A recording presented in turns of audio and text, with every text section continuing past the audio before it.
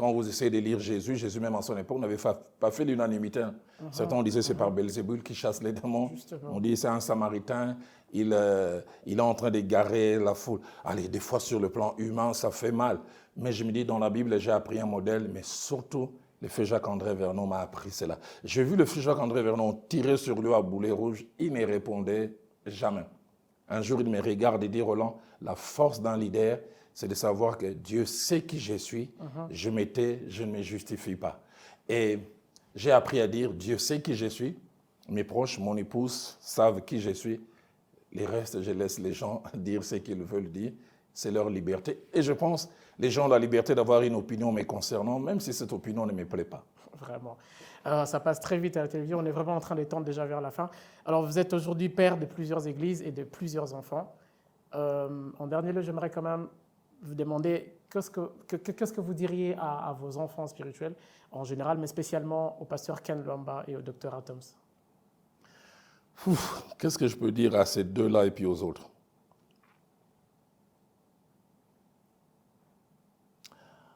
Au pasteur Ken, au docteur Atoms, je voudrais dire que je suis fier de vous, très fier de vous. Il y a 2-3 jours encore, je suivais MCI TV et je suivais ces émissions que le docteur Atoms est en train de faire et j'ai versé des larmes. Je pense à ces jours de 2003 où quand ces jeunes hommes venant de Makala est venu voir chez moi à l'IPEN en disant « Dieu m'a demandé de venir apprendre à tes pieds ». Et je ne savais pas que de ces rapprochements allaient sortir tout ce que je vois aujourd'hui. Quand je vois Fille, la cité d'exaucement, avec toutes les extensions qui sortent. Hier encore, je suivais un extrait de Oui, je le veux, une activité que le pasteur Ken fait, où il rassemble des jeunes gens par milliers. On m'a même dit que la dernière réunion, ils étaient entre 10 et 12 000. Une fois même, je pense, il y a 6 mois, c'était plus de 14 000. Je disais, waouh, Seigneur, tout ça sont les enfants que Dieu m'a donnés. Je suis très fier d'eux. Allez, là, je cite Ken et je cite Atoms.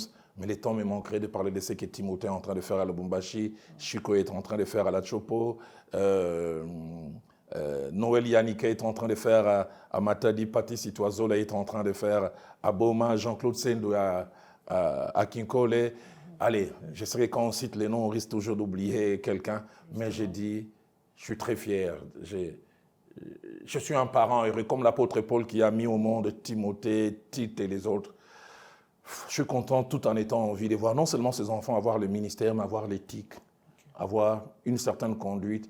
Et j'ai dit, un peu comme l'ADN que j'ai reçu du pasteur Jacques-André Vernon, j'essaie de les transmettre aux autres et ça continue. Et je prie que ça ne s'arrête jamais. Et à eux, s'ils peuvent me suivre, j'aimerais les supplier, garder les caps.